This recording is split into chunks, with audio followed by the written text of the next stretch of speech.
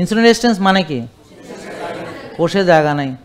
এখন কোষ ইনসুলিনকে বাধা দেয়, কেন দেয়? জায়গা নাই, এই জন্য বাধা দেয়। তাহলে এখন ইনসুলিন রেজিস্ট্যান্স ভালো হবে কেমনে? জায়গা বানায় দিলে ভালো হয়ে যাবে, কোষ খালি করে দিলে ভালো হয়ে যাবে। এখন কোষে ওভারলোড হয়েছে কেমনে?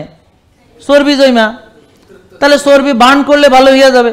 এই এখন এই যে বাচ্চা মেয়েটা, ওর যে 100-এর উপরে কেজি, এখন ও চর্বি কমাইতে পারতেছে না কেন? কারণ ও খায় কম, কিন্তু খায় হলো ভাত, মাঝে মাঝে আইসক্রিম খায়, মাঝে মাঝে পিজা বার্গার মন চাইলে খায়, বুঝতে পারছেন? তারপরে যে মানে যা খায় সবই হলো ওই processed food, ultra processed food, ওই ভাত খায়, নাইলে রুটি খায়। আমার কথা বুঝতে পারছেন? সয়াবিন তেলে হয়তো খায়। তো এরকম মানে সে সারাদিন যা খায়, ওই যে খাবার খেলে তার ইনসুলিন বাড়বে সেটাই খায়।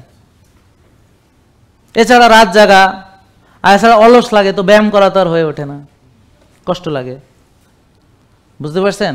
রাত জাগতে ভালো লাগে, মোবাইল দেখতে ভালো লাগলে হাঁটতে ভালো লাগে না, অলসতা করতে ভালো লাগে, টিভি দেখতে ভালো লাগে, কিন্তু হাঁটা চলা করতে ভালো লাগে না।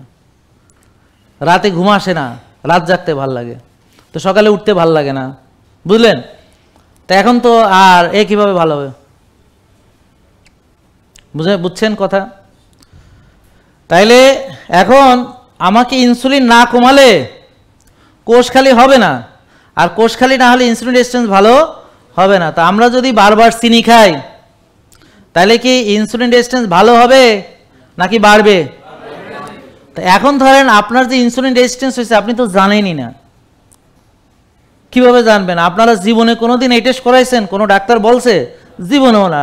অনেকে আজকে হোমা আয়ার নতুন শুনছে। কে কে নতুন শুনছে হাত তোলেন। এই যে ভাই আপনি নতুন শুনছেন। হ্যাঁ, নতুন শুনছেন এই কারণে যে আপনি জীবনে আমার একটা ভিডিও ভালো করে দেখেন নাই, এই জন্য।